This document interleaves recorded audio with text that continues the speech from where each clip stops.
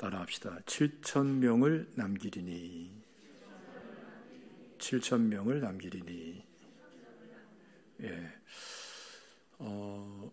우리 이스라엘 역사가 그대로 담겨 있는 이스라엘의 정사와 같은 역할을 하는 것이 우리가 늘 이렇게 함께 나누는 이 성경이죠. 구약 성경은 그대로가 이스라엘의 역사입니다.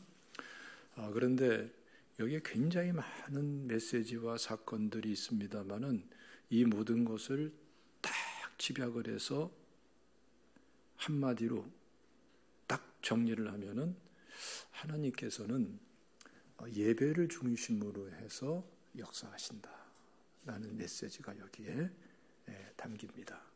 그래서 이스라엘 역사를 가만히 보면은 나라가 망하고 흥하고 여러 가지 일이 있죠. 근데 뭘 중심으로 그런 일이 일어나는가? 다 예배와 관련해서 일어나요. 사실은 아담과 하와의 창조, 그 후에 타락, 그리고 예수님 오실 때까지 모든 구속사는 예배를 중심으로 해서 펼쳐지는 것을 볼 수가 있습니다. 그래서 이스라엘 역사를 보면은 이스라엘 백성들이 예배를 회복하고 진정한 예배자가 될 때에 이스라엘 백성들은 자꾸 축복을 받고 나라 자체가 강성해져요. 그리고 주변 나라들이 힘을 잃어버려요. 그런데 이스라엘 백성들이 예배를 잃어버릴 때, 또 예배가 왜곡되고 타락할 때 이스라엘 백성들은 약해지고 주변 나라들은 강해지고 주변 나라들이 회초리와 몽둥이 역할을 하게 되는 것을 볼 수가 있습니다. 오늘 이 본문의 시대적 배경이 되고 있는 북이스라엘도 마찬가지죠. 북이스라엘 같은 경우도 초대왕 여로보암 때부터 예배 왜곡 현상이 나타나죠. 정치적인 목적을 가지고 이스라엘 백성들 10지파의 그 예배를 무너뜨립니다. 베델과 단에다가 금송아지를 만들고 이 금송아지가 너희를 애굽에서 인도해낸 하나님이다. 이렇게 가르치고 몰아붙이고 하면서 예배를 무너뜨리죠.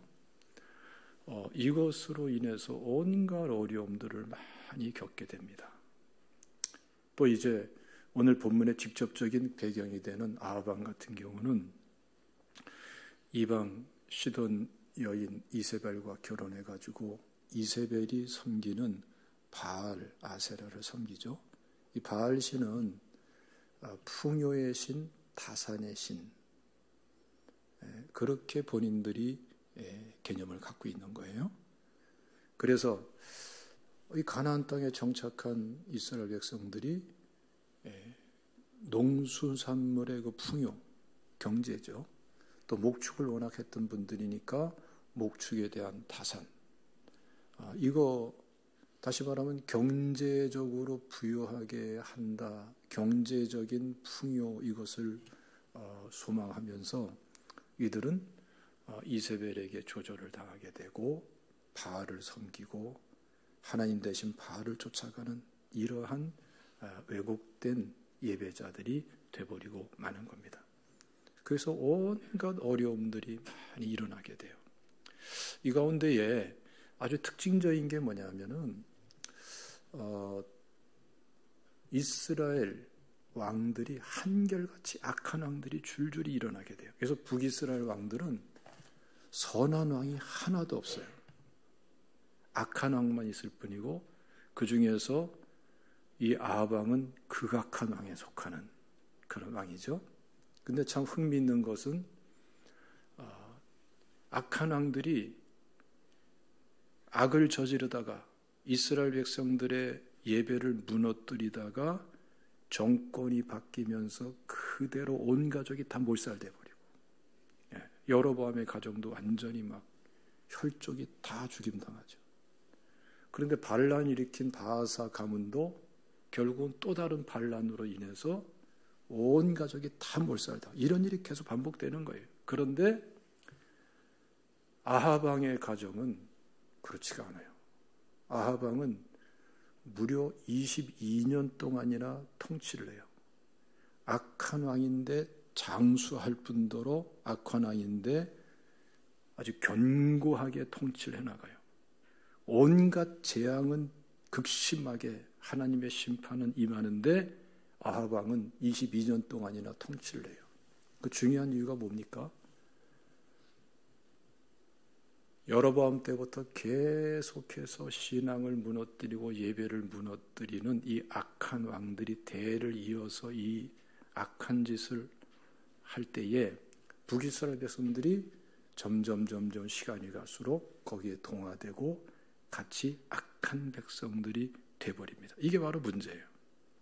그래서 하나님께서는 예배를 잃어버린 이 북이스라엘 백성들 그들에게 하나님께서 징계하는 방편으로서 악한 왕이 자리 잡고 악한 왕이 그 중에서도 극악한 왕이 22년 동안 통치를 하게 만드는 거예요.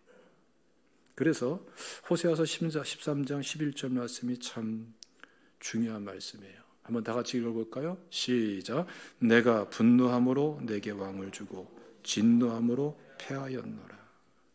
그러니까 북이스라엘은 왕이 세워질 적에도 하나님께서 심판으로 세워주고 왕을 패하고 다른 왕을 세울 적에도 하나님께서 또다시 징계로서 새로운 왕을 주고 이러한 역사가 계속 이어지는데 그 핵심은 뭐예요?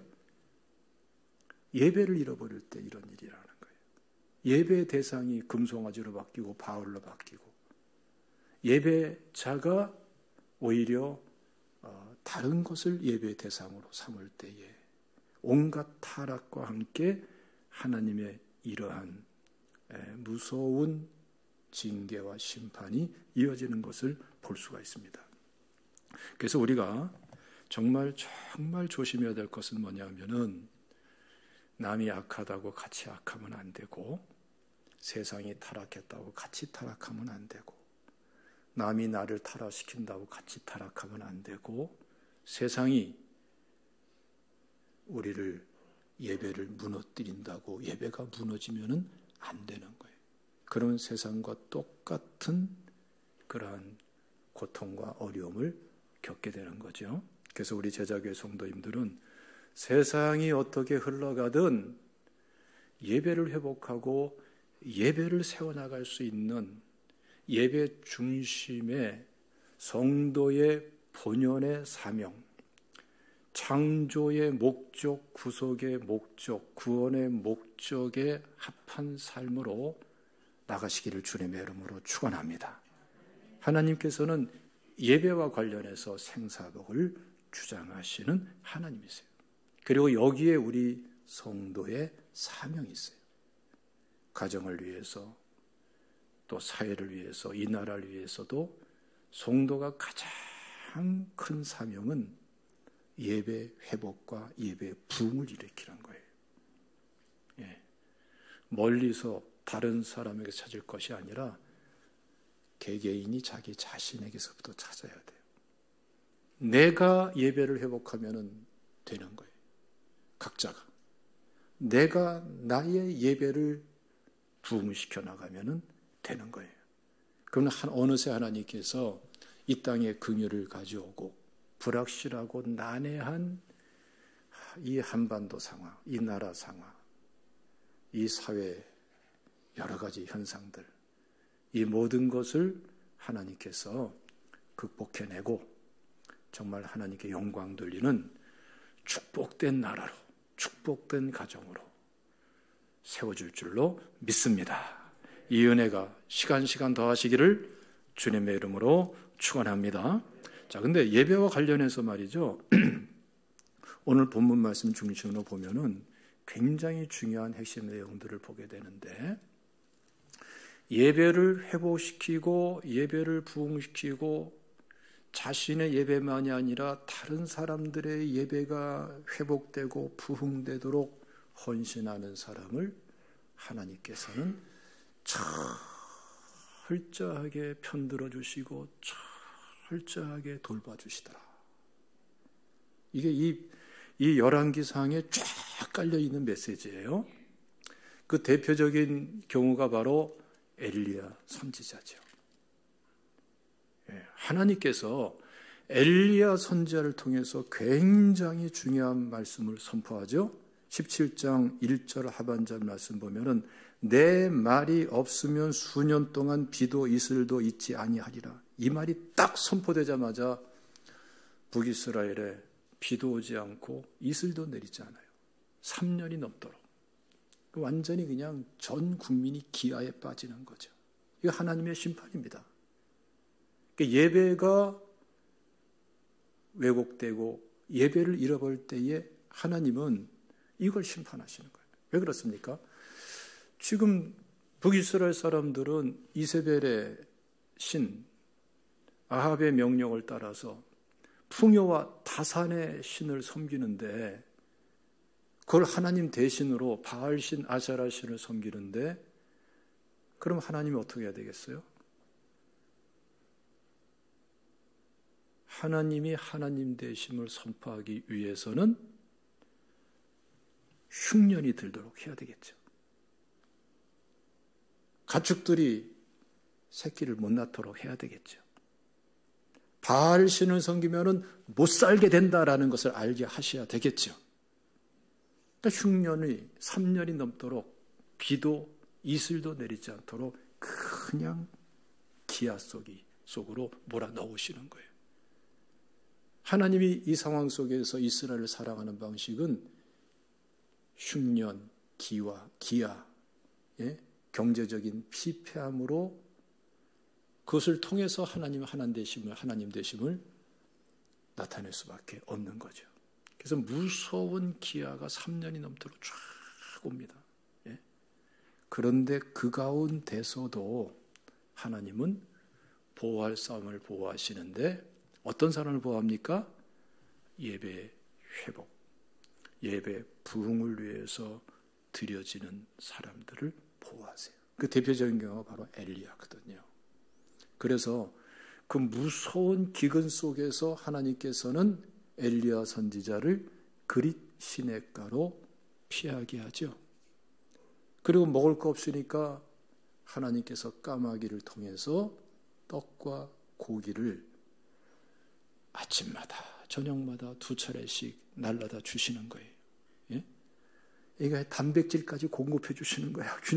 영양 균형이 맞게. 그러다가 너무 기근이 심해가지고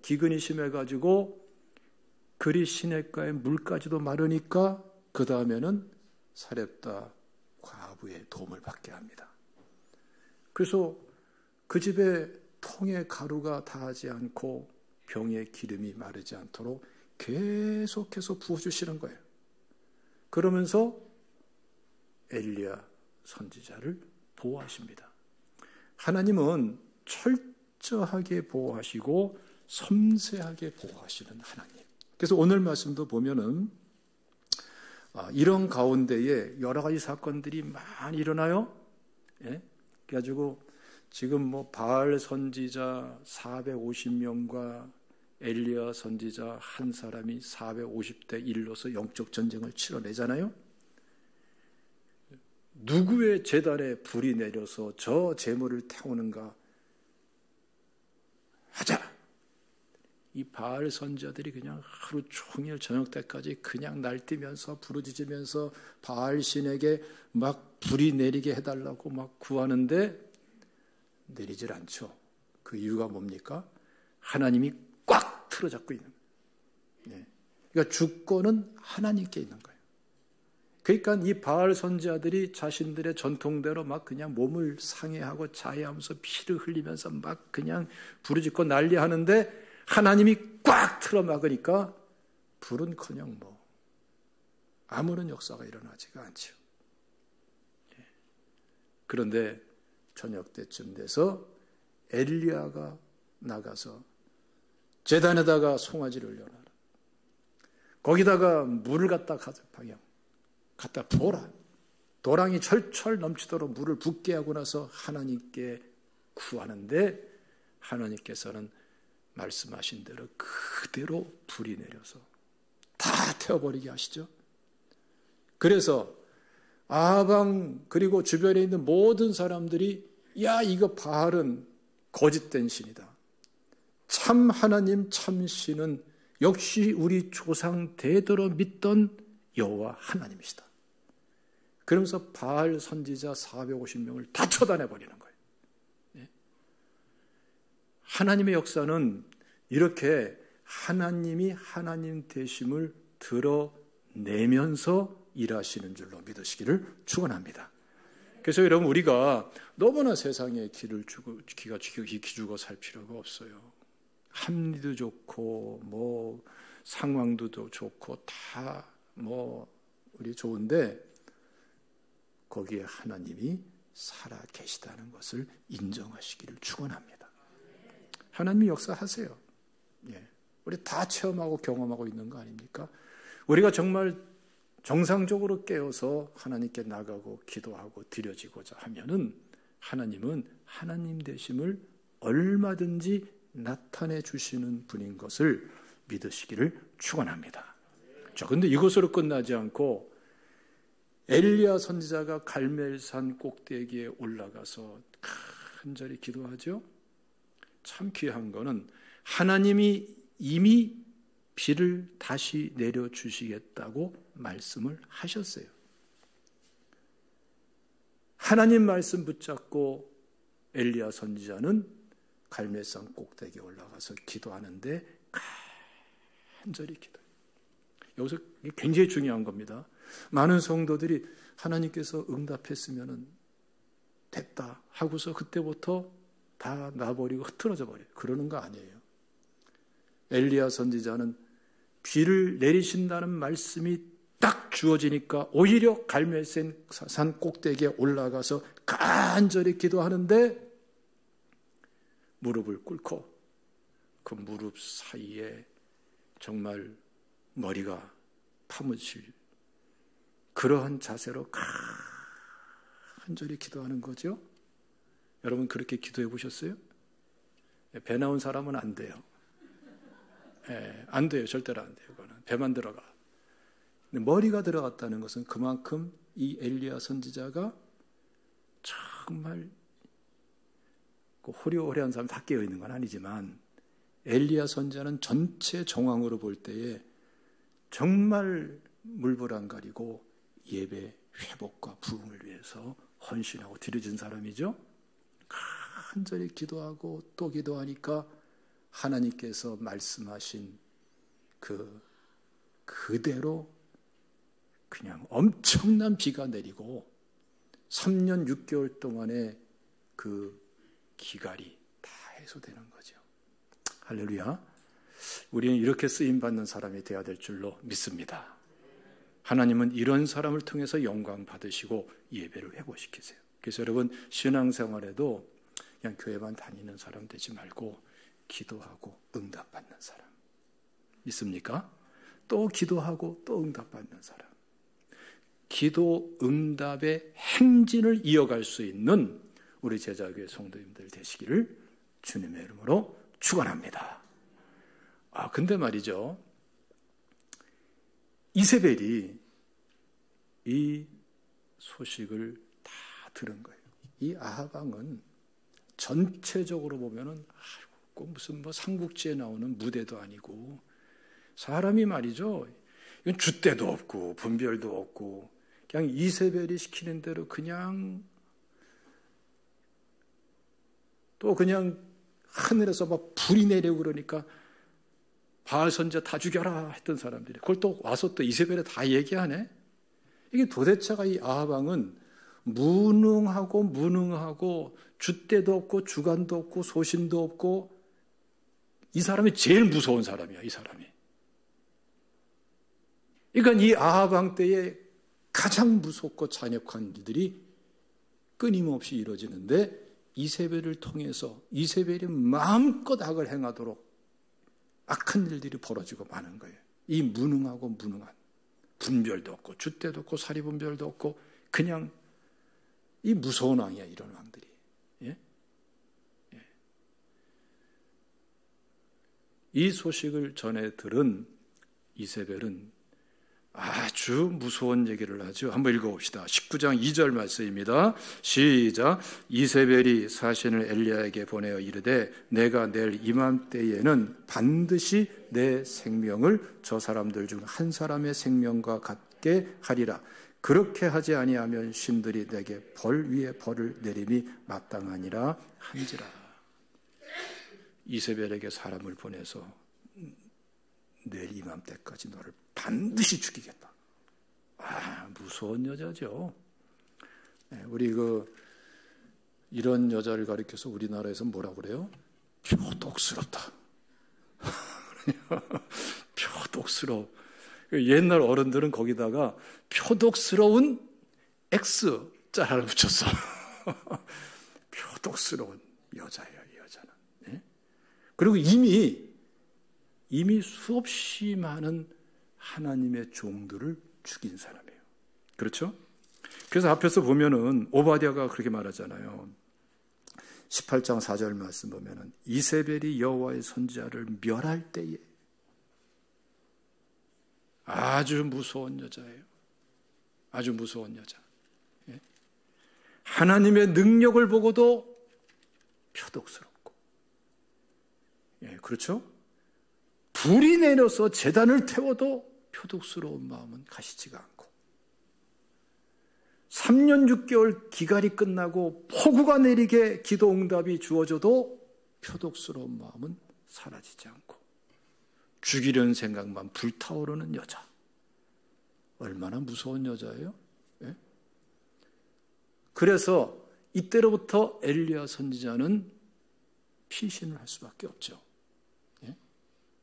그런데 그 과정을 보면은 참 이스라엘 지도를 보면 그렇죠. 저 위쪽에 갈릴리 호수라고 그러기도 하고 갈릴리 바다라고 그러고 하는 큰 호수가 육지 중앙에 있어요. 그리고 거기서 쭉 내려오는 물이 요단강물을 형성하게 되고 밑에는 사해바다가 있죠. 그런데 지금 엘리야 선지자가 있는 곳은 사마리아 이스라엘 지역이에요. 여기 이 위치는 어디냐면은 갈릴리 호수 서남쪽에 위치한 곳이에요. 물론 북이스라엘 땅이죠. 거기서 이세벨에게 통보를 받은 이 엘리야 선지자는 그때부터 피신을 가기 시작해요. 어디까지 피신한지 아세요?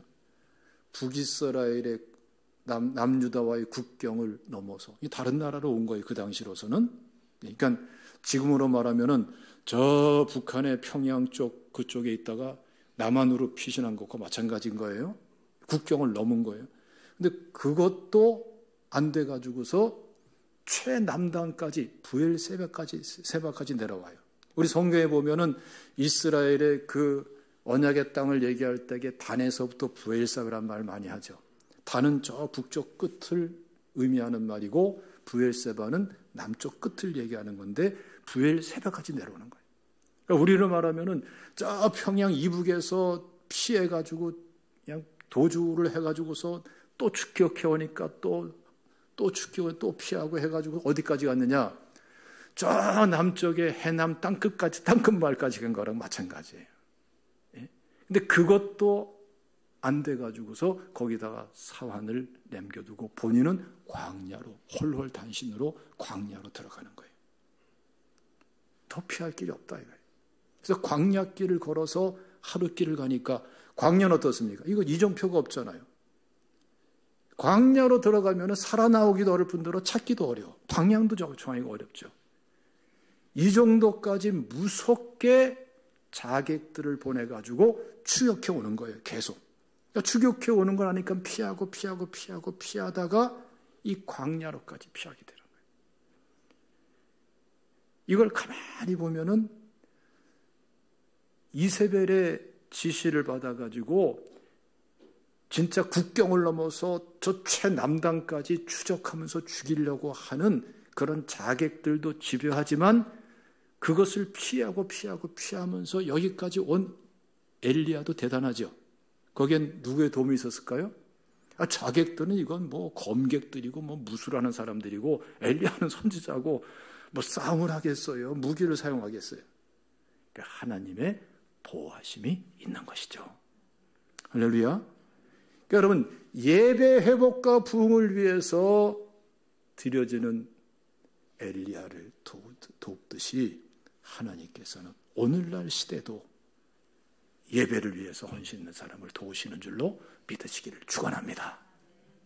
근데 참 저는 이 말씀을 통해서 은혜가 되는 것은 5절 말씀과 6절 말씀이에요. 6절, 7절까지 다 같이 읽어봅시다. 19장 5절에서 7절까지 시작. 로뎀 나무 아래에 누워 자더니 천사가 그를 어루만지며 그에게 이르되 일어나서 먹으라 하는지라. 본즉 머리밭에 숯불에 구운 떡과 한 병 물이 있더라. 이에 먹고 마시고 다시 누웠더니 여호와의 천사가 또다시 와서 어루만지며 이르되 일어나 먹으라. 내가 갈 길을 다 가지 못할까 하노라 하는지라. 얼마나 구체적으로 들보세요. 까마귀를 통해서, 사렙다 과부를 통해서 보호받게 하시고, 이제는 하나님의 천사가 직접 와서 지쳐 쓰러져 있는 이 엘리야를 어루만지면서, 그러니까 하나님 대신에 어루만지는 거죠. 그러면서 일어나서 먹으라. 그래가지고서 일어나서 보니까 그야말로 웬 떡? 이게 된 거예요. 예? 광야의 웬 떡? 근데 그냥 떡이 아니라 숯불에 구운 떡. 나 이게 은혜가 되더라고요. 인절미 먹을 때 생각이 나서. 예? 냉장고에서 그냥 먹으면 딱딱하잖아요. 뭐 그것도 그대로 맛이 있긴 한데 적당한 시간에 미리 꺼내서 적절하게 녹은 그 시간을 딱 맞춰서 먹으면은 맛이 더 있지요. 그런데 그것만이 아니라 딱 또 기름을 발라서 적절하게 딱 후라이팬에 굽든지 석쇠 위에 구우면은 또 별미예요. 안 먹어봤어요? 예? 그러니까 하나님이 말이죠. 떡을 주시는 것도 감사한데 숯불에 구운 떡 얼마나 섬세해. 이 하나님의 이 섬세함 놀랍지 않아요? 이건 뭘 말하냐면은 진짜 예배를 위해서, 예배를 세우기 위해서, 예배 회복을 위해서, 그것도 다른 사람, 이스라엘 백성들의 예배를 위해서 헌신하는 주의 종, 예배를 위한 사람을 이렇게 섬세하게 돌보시는 거예요. 믿습니까? 물도 말이죠. 그냥 바가지에다 주는 것이 아니고 물병에다가, 왜? 가면서 먹도록. 할렐루야. 이게 너무나 철저하게 섬세하게 돌보시는 분이 하나님이신데, 이게 여러분 엘리야에게만 그런 것이 아니라 여러분들의 삶을 쫙 지금부터 과거로 추적해 나가면은 다 확인할 수가 있어요. 그때 하나님이 이렇게 섬세하게 돌보셨구나. 내가 생각도 못하고 대처할 준비도 깨달음도 없을 때 이렇게 대처해 주셨고, 저렇게 피하게 해주셨고, 이렇게 위로해 주셨고, 이렇게 돌봐주셨고, 그때 한순간을 한번 쭉 추적해 보세요. 그때가 어느 때였는가. 조금이라도 하나님을 향해 나가고자 할 때에 하나님께서는 그때마다 알게 모르게 도우셨어요. 할렐루야. 그 하나님이세요. 그리고 그것만이 아니라 그때부터 하나님의 은혜를 더 부어주시죠. 그래서 여러분 지금 엘리야 선지자가 지금 호렙산까지 가는 데는 하루 30km를 잡으면 열흘이면 갈 수 있는 거리예요. 근데 40일 주야로 갑니다. 모세의 40일 금식을 연상하게 하죠. 예? 그러니까 왜 40일 걸릴까요? 하나님과의 시간이, 교제가 기반이 되고 하나님과의 예배, 하나님께 드리는 시간, 하나님과의 교제, 하나님이 기도하라 하면 꿀 앉아서 기도하고, 또 가라면 가고, 예배 드리고 찬양하고, 그런 시간들이 40일 동안 쫙 이어지는 거예요. 할렐루야. 예. 그러면서 하나님께서 호렙산에 딱 도착하니까 엘리야에게 질문을 하시죠. 한번 읽어봅시다. 9절 말씀 시작. 엘리야가 그곳 굴에 들어가 거기서 머물더니 여호와의 말씀이 그에게 임하여 이르시되 엘리야야 내가 어찌하여 여기 있느냐. 이 질문이 여러분 한번 오늘 좀 묵상을 해보세요. 엘리야야 어찌하여 내가 여기 있느냐. 그랬더니 그때부터 그냥 엘리야가 이걸 어린애가 그냥 왜 하듯이 그냥 쏟아붓는데 겨우 10절 말씀 읽어봅시다. 시작. 그가 대답하되 내가 만군의 하나님 여호와께 열심히 유별하오니 이른 이스라엘 자손이 주의 언약을 버리고 주의 제단을 헐며 칼로 주의 선지자들을 죽였으며 오직 나만 남았거늘 그들이 내 생명을 찾아 빼앗으려 하나이다. 이제 막 하나님께 이르는 거야. 하소연하고 막. 예? 평소에도 이렇게 했겠지만 하나님께서 진짜 또 다른 차원에서 질문할 적에 속에 있는 건 막 쏟아내면서 내가 이랬는데요 저들이 저랬고요 막 날 때렸고요 막 좁아갔고요 별사이 다 하는 거죠. 그러면서 결론은 뭐예요? 결론은 그들이 내 생명을 찾아 빼앗으려 하나이다. 이 똑같은 말이 14절에 또 나오잖아요. 똑같이 말해요. 그들이 내 생명을 찾아 빼앗으려 하나이다. 그러니까 이세벨의 이 자객들이 무서운 집념을 가지고 추적해 오는 것을 지금 피하고 은혜 가운데 피하면서 여기까지 왔다는 거예요. 예? 그래서 여기까지 오게 되었습니다. 참. 여기서 우리가 알 것은 하나님은 예배를 위한 사람을 이렇게까지 보호하신다. 그리고 시간 단계별로 더 깊이 있게 만나주시는 거예요. 할렐루야. 예. 그러자 하나님께서는 엘리야 보고 이제 굴에서 나와서 저 산을 마주보고 서라 하고 11절에 말씀하죠. 그 산을 딱 마주하고 섰더니 아주 무서운 불가항력적인 그런 강한 바람이 쫙 불게 막 산이 막 갈라져. 얼마나 바람이 센지. 바위가 막 터져 깨지고 바람이 얼마나 센지. 예? 그러더니 그 다음에는 그냥 엄청난 지진이 막 일어나면서 막 산이 꺼지고 막 바위돌이 파묻히고 별 엄청난 지진이 와 일어나는 거예요. 그게 끝나더니 엄청난 불이 막 일어나는 거예요. 이 세 가지 사건은 인간으로서는 도무지 할 수 없는 하나님만이 할 수 있는 사건들을 지금 보여주시고 여기서 지금 뭘 나타내 주는 겁니까? 하나님의 하나님 되심을 이 사건적으로 선포하시는 거예요. 할렐루야. 예? 그리고 나서 하나님이 어떤 분인가 하나님의 하나님 되심을 딱 이 놀라운 이 사건으로서 놀라운 광경으로서 선포하신 다음에 그 다음에 엘리야 선지자에게 하시는 중요한 말씀이 있죠. 자, 우리 15절 말씀 읽어보세요. 시작. 여호와께서 그에게 이르시되 너는 내 길을 돌이켜 광야를 통하여 다메섹에 가서 이르거든 하사엘에게 기름 부어 아람 왕이 되게 하고. 이거 중요한 말은 말이죠. 내 길을 돌이켜. 우리 번역은 이렇게 했지만 이렇게 직역할 수 있는 거예요. 가라! 되돌아서. 좀 자연스럽게 번역하려면 되돌아가라! 되돌아갈 곳은 어디에?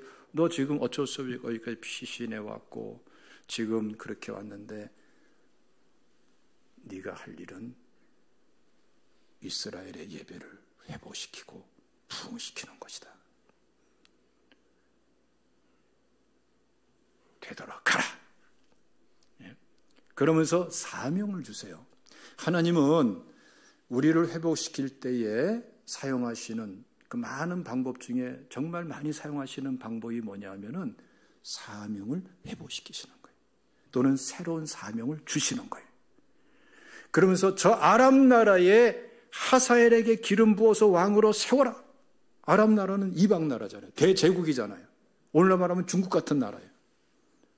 저 악한 그 아람 왕 베나닷 2세 제거하고 내가 새로운 왕을 세울 텐데 이제 하사엘에게 기름 부어라.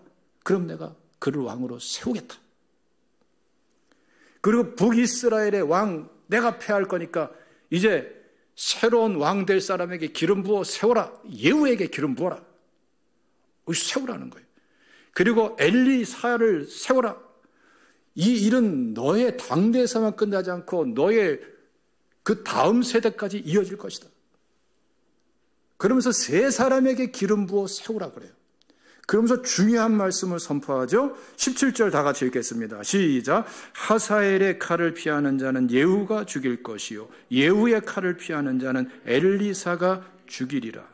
이게 무슨 말이냐면은 이스라엘 백성들의 예배를 무너뜨리고 예배의 대상을 왜곡시키고 그래서 온갖 타락이 난무하도록 그래서 이스라엘 백성들이 하나님의 공의에 따라서 심판받고 재앙을 받도록 될 수밖에 없게 만든 이러한 지도자들을 싹 청소하겠다는 건데 3단계로 다 심판하겠다는 거예요. 아람 왕을 통해서 새롭게 세워지는 아람 왕 하사엘을 통해서 이들을 심판할 것이다. 그리고 새롭게 세워지는 예후를 통해서 이들을 심판할 것이다. 거기서 피하는 자는 이 엘리사를 통해서 심판할 것이다. 3단계 심판. 이 일이 실제로 언제 일어나냐면은 이 말이 떨어진 때로부터 약 10년에서 12년 사이 일어나는 거예요. 이 기간은 왜 필요했을까요? 하나님은 이 무서운 심판을 결정하면서도 마지막 기회를 주세요. 회개할 기회. 아무리 악한 자라도 회개할 기회를 주세요. 그것도 무려 10년에서 12년까지나 줬어요. 할렐루야. 여기에 하나님의 긍휼이 있는. 또 한편으로는 뭐예요? 세상이 악하다고 같이 악해지고 왕이 나를 타락시킨다고 같이 타락하고 이래서 타락하고 저래서 예배를 무너뜨리는 사람들 그 악한 왕들에게 지배를 받으면서 징계받는 거예요. 징계. 그 징계 기간이 10년에서 12년이 되는 거예요. 여기서 우리가 알 수 있는 게 뭐예요? 남이 예배를 무너뜨린다고 내 예배가 무너지면 남이 내 예배를 타락시킨다고 내 예배가 타락하면 그 사람과 같이 불행해지는 거예요. 믿으시길 축원합니다. 그러니까 우리는 절대로 남 탓하면 안 돼. 저 사람 때문에 내가 예배가 뭐 이 상황 때문에 뭐 때문에 어떻게 세상이 이래서 뭐가 이러면은 같이 망하는 거예요. 오히려 우리의 사명은 뭐예요? 세상이 타락했기 때문에 우린 타락하지 않아야 되는 거예요. 세상이 예배를 안 드리기 때문에 예배 드려야 되는 거예요. 세상이 예배를 아주 그냥 집요하게 무너뜨리려고 한다 할지라도 우리는 어떻게 됩니까? 그러니까 더 우리는 예배를 회복하고 예배 부흥을 위해서 드려져야 되는 거예요. 그럴 적에 하나님께서 보호해 주시는 거예요. 믿으시길 축원합니다. 자, 마지막으로 18절 말씀 다 같이 읽겠습니다. 시작. 그러나 내가 이스라엘 가운데 7천을 남기리니 다 바알에게 무릎을 꿇지 아니하고 다 바알에게 입 맞추지 아니한 자니라. 굉장히 중요한 말씀이에요. 7천을 남기리니. 여기서 남긴다는 말은 어떤 의미냐면은 제거할 사람 다 제거하고 나서 남는 걸 얘기하는 거예요. 예. 샤르라는 말인데 그냥 남는 게 아니에요. 그러니까 1차적으로 제거하는 게 뭐예요? 악한 왕들, 악한 지도자들, 백성을 타락시키고 막 이렇게 예배를 무너지게 하는 사람 다 제거하는 거예요. 그 다음에 또 누굴 제거합니까? 누굴 제거합니까? 거기에 편성해가지고 같이 예배를 다 잃어버리고 타락한 이러한 이스라엘 백성들 하나하나 빼는 거예요. 이 똑같은 단어가 어디에 사용됐냐면은 하나님께서 사무엘 선지자를 통해 가지고 다윗을 기름 부어 세울 때에 그때 이새의 집을 방문하게 하죠. 아버지 이새의 집을. 그때 첫 번째 마지도 지나가게 하고 둘째도 지나가고 일곱째 형이 다 지나가게 하고 그리고 나서 다윗을 기름 부어 세우게 하죠. 그렇죠? 그러니까 하나하나 다 그냥 제외하는 거예요. 한편으로는 제거할 사람 심판으로 제거하고 자격 안 되는 사람, 미달되는 사람 제외시켜버리고 그리고 하나님께서는 누구를 들어 쓰시는가? 7,000명의 남겨진 사람들. 이 사람들은 어떤 사람이에요? 바알에게 무릎을 꿇지 아니하고, 이 철저하게 예배 용어입니다, 여러분. 예? 이 원문은 지금 베레크라 그랬는데 동의어로서 바라크라는 말이 있어요. 바라크라는 말은 어디에 굉장히 많이 사용되는데, 대표적으로 아브라함이 그돌라오마리 연합군에게 소돔과 고모라가 완전히 수탈당하죠. 모든 것 다 뺏기고 롯과 그 가족까지도 다 그냥 노예로 끌려가죠. 그때에 가신들을 끌고 318명을 끌고 올라가서 그걸 다 찾아오잖아요.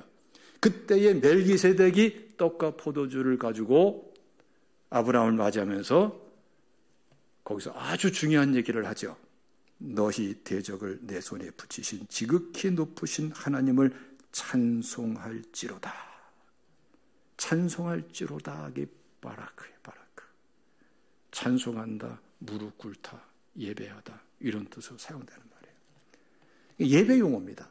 그러니까 바알에게 예배하지 않은, 예배가 무너지지 않은 사람, 예배가 왜곡되지 않은 사람, 예배의 대상이 흔들리지 않은 사람, 이 사람 7천. 여기서 바알에게 입맞추지 아니한 자, 이건 예배 용어예요. 왜 그러냐면은 이 여로보암 때부터 베델과 단에다 금송아지를 만들고 이것을 애굽에서 인도한 신이 금송아지다 하면서 그 금송아지에 입을 맞추게 했어요. 그러면서 예배 대상으로 삼게 만든 거예요. 마치 신사참배시키듯이, 예? 김일성 동상의 우상 숭배하듯이. 자, 이게 악한 권력의 특징입니다. 근데 예배가 왜곡되지 않고 바알에게 무릎 꿇지 않은 이러한 깨어있는 예배자를 통해서 하나님께서는 시대를 새롭게 하시는 하나님이세요. 이 대한민국이 새롭게 되는 것은 사람마다 뭐 여러 가지 얘기하고 여러 가지 관점을 얘기하지만 다 좋아요. 그런데 역사를 주관하시는 분은 하나님이세요. 시대를 주관하시는 분 하나님이세요. 대한민국을 주도하시는 분은 하나님이세요. 우린 그대로 믿습니다. 성경 그대로. 할렐루야. 그래서 여러분, 자, 두 군데만 우리 읽겠습니다. 로마서 11장 말씀 한번 읽겠습니다. 11장 2절에서 5절까지 다 같이 읽겠습니다. 시작. 하나님이 그 미리 하신 자기 백성을 버리지 아니하셨나니 너희가 성경에 엘리야를 가리켜 말한 것을 알지 못하느냐. 그가 이스라엘 하나님께 고발하되 주여 그들이 주의 선지자들을 죽였으며 주의 제단들을 헐어버렸고 나만 남았는데 내 목숨도 찾나이다 하니 그에게 하신 대답이 무엇이냐. 내가 나를 위하여 바알에게 무릎을 꿇지 아니한 사람 7,000명을 남겨두었다 하셨으니 그런즉 이와 같이 지금도 은혜로 택하심을 따라 남은 자가 있느니라. 자, 오늘 본문 말씀이 그대로 인용됐는데 여기서 지금 계속 이어지는 말씀이 어떻게 지은지 아세요? 이 7,000명에 남아있는 사람, 이 사람의 맥락 속에서 복음이 증거되면서 모든 족속에게, 이방인들에게 복음이 증거됨을 쭉 증거합니다. 그게 로마서 11장이에요. 그리고 11장 다음에 12장으로 딱 넘어가죠. 성경은 항상 11장 다음에 12장이 있어요. 예? 근데 12장 보면 1절, 2절에 굉장히 중요한 말씀이 나옵니다. 다 같이 읽겠습니다. 시작. 그러므로 형제들아 내가 하나님의 모든 자비하심으로 너희를 권하노니 너희 몸을 하나님이 기뻐하시는 거룩한 산 제물로 드리라. 이는 너희가 드릴 영적 예배니라. 너희는 이 세대를 본받지 말고 오직 마음을 새롭게 함으로 변화를 받아 하나님의 선하시고 기뻐하시고 온전하신 뜻이 무엇인지 분별하도록 하라. 예배를 선포하는 거예요. 예배의 회복과 부흥이 더 우리 개개인이 산제물로 영적 제사로 영적 예배로 드려지기를 사모하면서, 그리고 이 예배가 생활 속에까지 확대되고 확장된 예배가 되기를 원하시는 하나님. 할렐루야. 이걸 놓고 기도하시면서 하나님 말씀이 그대로 성취대로 섭리하실 것을 말씀하는 거예요. 그래서 이사야서 11장 9절에 말하죠. 이는 물이 바다를 덮은 같이 여호와를 아는 지식이 세상에 충만할 것임이니라. 할렐루야. 하나님께서는 여러분 이렇게 역사하시는 하나님. 그래서 자, 말씀을 딱 맺겠습니다. 하나님은 예배 회복과 부흥을 위해서 드려질 때에 보호해 주십니다. 할렐루야.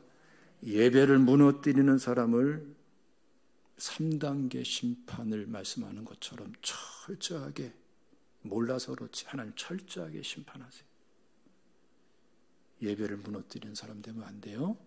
자신의 예배도 마찬가지고 다른 사람의 예배도 세워야 됩니다.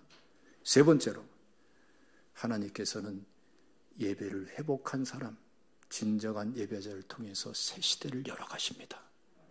대한민국의 새 시대는 그렇게 열릴 것입니다. 한반도의 새 시대도 예배 회복과 같이 일어날 줄로 믿습니다. 할렐루야. 다 같이 시간에 기도하겠습니다. 주님 감사합니다.